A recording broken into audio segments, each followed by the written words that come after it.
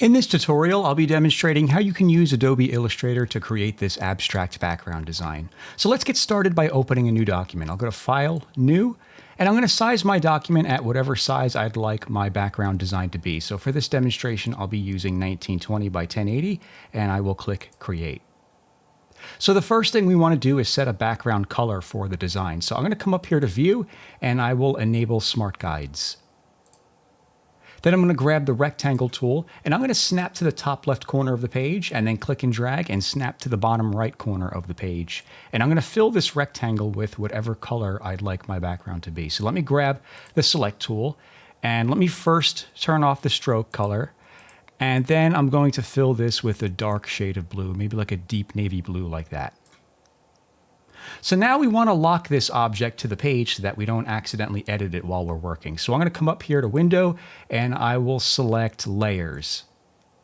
Then I'll come over here, I'll expand Layer 1, and I'm going to come over here to where this rectangle is and click this empty box right next to this visibility icon, and that's going to lock the rectangle so that we don't accidentally move it while we're working. Now I can right click on Layers and go to Close. Now let me zoom out a little bit. I'm going to turn off Smart Guides now, and I'm going to grab the pencil tool, which is located over here. You can also access it by pressing the letter N on your keyboard. And I'm going to come back over here to the Color tab, and I want to remove the fill color, and I want to add a white stroke.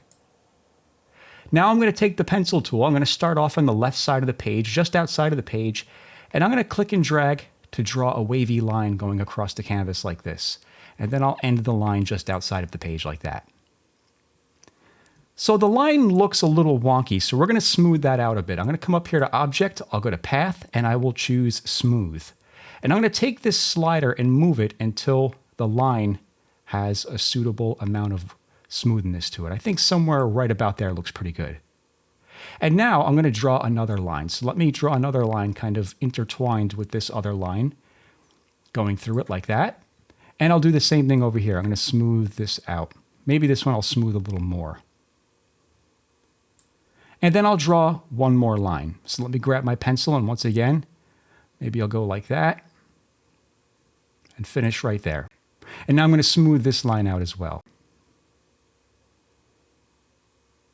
And I'd say that right there looks pretty good. I'm going to grab my selection tool and select all three of those lines.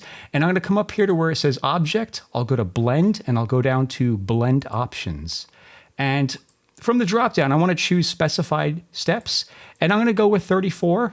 Mine's already set at 34, so you'll have to type that in manually. And for orientation, I'm going to choose this second option that says Align to Path, and then I'll click OK.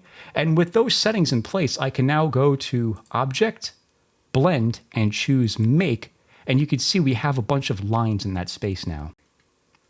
Now I'm going to come over here to the Stroke tab, and I'm going to bring down the size of that stroke a little bit. I'm going to go with something like maybe 0.6, and we'll see how that looks. Okay, that looks a little better. And if we want to smooth this out some more, we can go back to Object, Path, and choose Smooth, and we can smooth this even more. If you notice, we have some hard corners in there, so we can adjust that by smoothing this line out some more.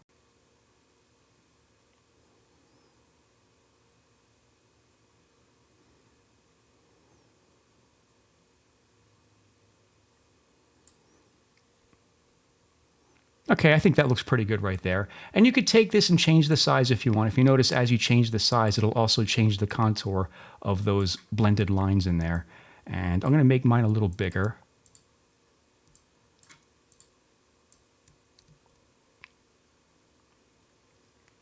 And now let's apply a gradient to these lines. So I'll come over here to the gradient menu, and with the stroke option selected, I'm going to click on the gradient box.